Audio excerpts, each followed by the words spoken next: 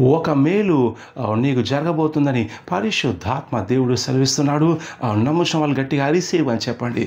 నీ జీవితంలో ఈ చిన్న విషయాల కోసం ప్రార్థన చేస్తున్నావు. అయితే పరిశుద్ధాత్మ సెలవిచ్చే విషయం ఏంటంటే త్వరలోనే నీకు మేలు నేను జరిగించబోతున్నాను. ఇది ఒక గొప్ప మేలుగా ఉండబోతుంది. ఇది అద్భుతాలు చేసే మేలుగా ఉంటుందని పరిశుద్ధాత్మ సెలవిస్తున్న గట్టిగా రిసీవ్ అని చెప్పండి. ఈ యొక్క ప్రవచన వాక్కు కీర్తన 84:11 నుంచి వస్తుందండి. దేవుని యెహోవా నీకు సూర్యమును కేడమునే ఉన్నాడు. యెహోవా కృపయు ఘనతయు అనుగ్రహించును. యథార్థంగా ప్రవర్తించే వారికి ఆయన ఏ మేలు చేయక మానడు. వాక్యం సెలవిస్తుంది, ఎవరైతే యథార్థంగా ప్రవర్తిస్తారో వారికి ఏ మేలు చేయకుండా ఉండే దేవుడు ఆయన. వాని కీడు చేయడం వాని చేత కాదు, వాని మేలు మాత్రమే చేస్తాడు.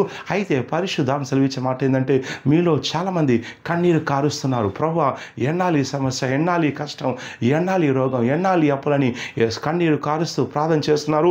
అలాంటి వారితో పరిశుద్ధాత్మ దేవుడు నేరుగా స్పష్టంగా సెలవిచ్చే మాట ఏంటంటే, నేను నీ విషయంలో ఒక మేలు చేయబోతున్నాను, ఒక గొప్ప మేలు నీకు జరగబోతుందని సెలవిస్తున్నాడు.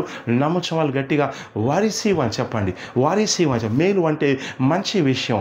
ఆయన కీళ్ళు చేసే దేవుడు కాదండి. నీ జీవితంలో నష్టం, కీళ్ళు, సపాయాలు ఏమైనా జరుగుతున్నాయంటే దాని వెనుక మనుషుల ప్రమేయము, దురాత్మల ప్రమేయం ఉంటుంది. అయితే దేవుని ప్రమేయం ఉండదు. దేవుడు కొత్త నిబంధనలో మేలు చేసే దేవుడు, వాని మంచి విషయాలతో దీవించే దేవుడు.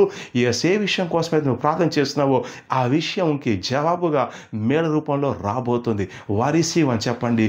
ఏ మేలైతే నువ్వు చూస్తున్నావో ఆ మేలు నువ్వు దేవుడు నీకు ఈ స్థలంలో జరిగించబోతున్నానని నేను ప్రవచిస్తున్నాను. గట్టిగా వారిసీవ్ అని చెప్పండి. నువ్వు ఏ స్వస్థ కోసం చూస్తున్నావో ఆ స్వస్థ నీకు మేలుగా ఉండబోతుంది. ఏ హౌస్ కోసం నువ్వు చూస్తున్నావో హౌస్ అనేది నీకు మేలుగా ఉండబోతుంది. ఏ ఉద్యోగం కోసం, ఏ శుభకార్యం కోసం నువ్వు చూస్తున్నది నీకు మేలుగా ఉండబోతుంది. సో దేవుడు మేళ్లతో తృప్తిపరిచే దేవుడు. ఈ సొక మేలు తర్వాత ఇంకో మేలు చేస్తాను సెలవిస్తున్నాడు. అయితే మీ జీవితంలో సాతాను క్రియలు ఎన్నున్నా కానీ, నష్టాలు ఎన్నున్నా కానీ, పరిశుద్ధాత్మ దేవుడు సెలవిచ్చే మాట ఏంటంటే, ఈ వాక్కు కనుక మీరు తీసుకొని నమ్మి పలికి విశ్వాసంతో ప్రార్థన చేసినట్లయితే మీ విశ్వాసం ద్వారా మేలు చేస్తాను. కష్టంలో కానీ మేలు చేస్తాను. కీళ్ళున్నా కానీ కీళ్ళ మధ్యలోనే మేలు చేస్తాను. ఉన్నటువంటి కీళ్ళను మార్చేసి కన్వర్ట్ చేసి వాడిని ఎన్నైతే కీళ్ళు ఉన్నాయో ఆ కీళ్ళని మేలుగా చేస్తాను పరిశుద్ధాత్మ దేవుడు సెలవిస్తాను. నమ్ముచిన వాళ్ళు గట్టిగా రిసీవ్ అని చెప్పండి. వారిసీవ్ అని చెప్పండి. ఈ మేలు ఏం చేస్తుందంటే నీకు ఒక అద్భుతం చేసి పెడుతుంది. ఈ మేలు నీ శత్రువుని సైలెంట్ చేస్తుంది. ఈ మేలు ఉద్యోగ స్థలంలో, వ్యాపార స్థలంలో, కుటుంబంలో ఎక్కడెక్కడైతే ఏ మేలైతే నీకు జరగాలో, ఎవరి ద్వారా జరగాలో దేవుడు వాటిని సిద్ధపరిచి ఉన్నాడు. నేను ప్రవచిస్తున్నాను. ఇక విశ్వాసంతో వారిసీవ్ అని చెప్పండి. ఎవరికైతే విశ్వాసం ఉందో నేను ప్రవచిస్తున్నాను.